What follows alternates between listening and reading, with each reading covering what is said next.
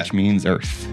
But I also learned that Intel means no gaming GPUs, which is an unfortunate reality we're living in. We already saw this with Big Battle Mage, the B70 launching as a $1,000 workstation card, and now reports coming out that Celestial, also known as XE3P, will not be hitting your desktop at any point in the future, because according to a well-known leaker, somebody asked no discrete GPUs launching next year, and the response was no gaming GPUs. Yeah. So the B580 is the last one that we're getting, and kind of more details indicating that XE3P, also known as Celestial, they canceled that a long time ago. And now the XE4, also known as Druid, is up in the air whether or not they'll actually come out. And it makes a lot of sense given that where the current market is. It was a rough time for them to come in as an upstart to begin with. And now that the entire PC building industry is in shambles, they're not gonna make headway when they're like trying to fix a lot of the software stuff, but it really sucks. This is one of the worst situations of how it could have played out, and I don't think it's necessarily Intel's fault. It's more the entire market has collapsed while they were trying to build up something brand new. But this doesn't mean you can't get your hands on XE3P as a gamer, because it's still supposed to be the integrated GPU on things like Nova Lake, or potentially the replacement for Panther Lake in laptops moving forward, which is good because we've already seen